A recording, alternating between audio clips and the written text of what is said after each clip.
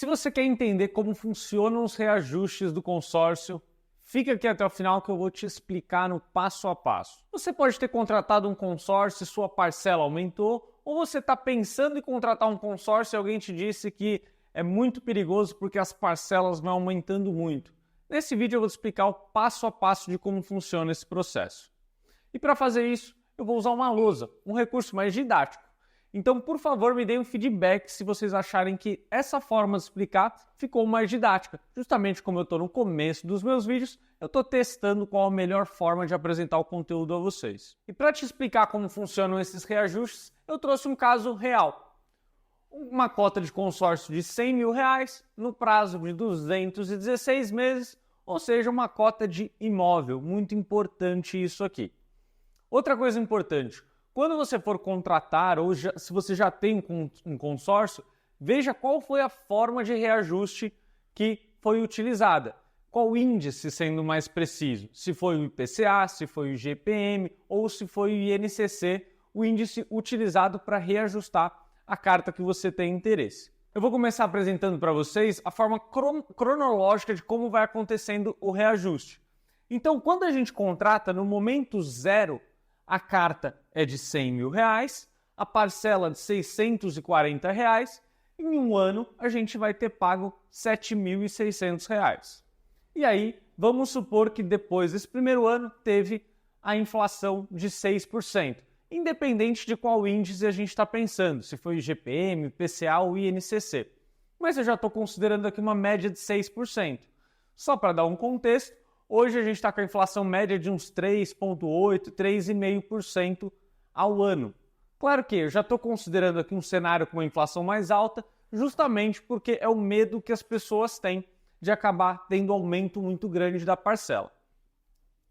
Outro ponto importante, quando a gente fala geralmente dos consórcios, o primeiro reajuste ele não é dado exatamente no 12º mês, ou melhor, no 13º. Ele é dado geralmente no 14º, o primeiro especificamente, e os próximos a cada 12 meses. Mas aqui, para simplificar a lógica, eu vou colocar que a gente está fazendo reajustes a cada 12 meses certinho. Então, nesse caso aqui, o que aconteceria ao fim do primeiro ano, que a gente teria pago R$7.600? Com um reajuste de 6%, o nosso crédito seria reajustado para 106 mil, e a nossa parcela, que antes era de 640, também teve 6% de aumento, ou seja, vai para 678 mil. E aí, o segundo ano teriam acumulado um total pago de 15.800. E aí, mais 6% de reajuste e o crédito vai para 112 mil. Ponto importante.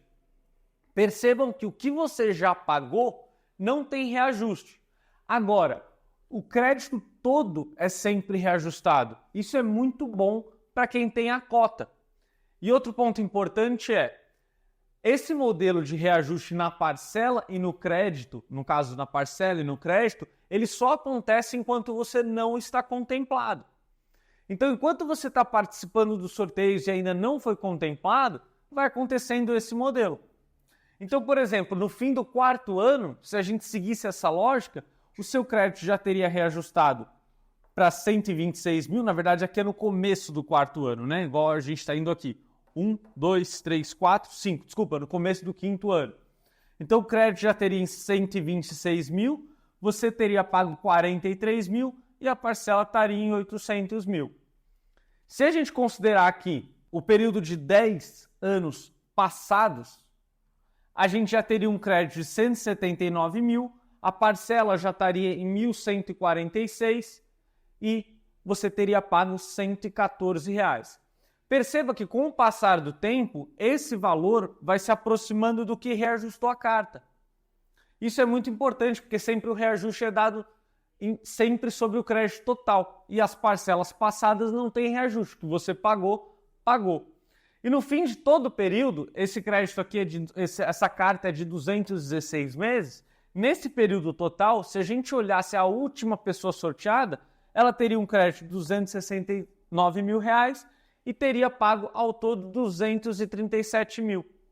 Isso é importante porque percebam que mesmo com a taxa administrativa, a pessoa que foi a mais azarada do mundo e que num grupo de consórcio bom isso é muito raro acontecer, porque todo mundo geralmente é contemplado antes de acabar o grupo, isso num grupo bom. Se você pegar um grupo ruim, aí sim você tem esse problema de muitas pessoas não serem contempladas. Mas nesse caso aqui, a última pessoa sorteada ainda receberia um pouco mais do que pagou. Poxa, mas Nicolas, e se eu for contemplado no começo? Se você for contemplado no começo, você vai ter pego um crédito de 100 mil reais, vai ter que poder comprar a sua casa e você, ao todo, vai pagar 237 mil reais. Lembrando que, num período de 18 anos. Isso se a inflação for 6% ao mês. Aí a pergunta que eu te faço é, quanto que vai valer essa casa daqui a 18 anos, quando acabarem os 216 meses? Então vai valer muito mais do que isso. Ou seja, no final, você acabou pagando uma diferença muito pequena. Vamos supor que você seja contemplado aqui. Então passou um ano completo, aí a gente entrou no segundo ano, terceiro, quarto, no quinto ano. Você vai receber um crédito de 126 mil reais, vai ter pago 40 mil reais e aí vai pagar esse valor até o final. Porém, você já tem um imóvel de 120 mil e com certeza daqui 13, 14 anos ele vai valer muito mais. Mas poxa, e a pessoa que recebeu lá no final? Não tem problema, ela já vai comprar o valor do imóvel bem mais atualizado. Por isso que a gente entende que o consórcio é um produto de longo prazo e que você vai se planejando. Independente do cenário que você for contemplado, você não está em maus lençóis, você está bem. Justamente porque ou você tem o seu crédito ajustado ou você contempla rápido. A chance de você ser contemplado no começo é muito pequena, assim como a chance de você ser contemplado no final também é muito pequena. Então isso é muito importante entender. Outro ponto importante. As pessoas têm medo porque olham o valor da parcela muito mais alto. A pergunta que eu faço para você é o seguinte: quanto que valia R$1.000 há 10 anos atrás? Então, se a gente está falando de daqui a 10 anos você pagar o dobro de parcela, provavelmente esses R$1.000 serão muito pouco. Quanto que valia um salário mínimo, por exemplo, há 10 anos? Valia muito menos do que hoje. Então, por isso que, quando a gente olha consórcio, é muito melhor você pagar mais, numericamente falando lá na frente, do que pagar hoje. Justamente porque o seu dinheiro vai desvalorizar e R$1.000 não será a mesma coisa. É a mesma coisa se eu chegar para você e falar assim, olha, você tem uma dívida comigo, você tem que me dar R$1.000. Eu prefiro receber R$1.000 hoje ou daqui 10 anos? Eu prefiro que você me pague hoje.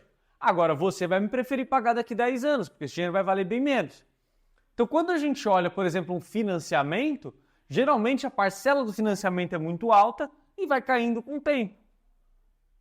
Ou seja, você prefere pagar muito mais antes ou depois? Eu prefiro pagar depois. Por isso que normalmente a gente escolhe esse perfil aqui.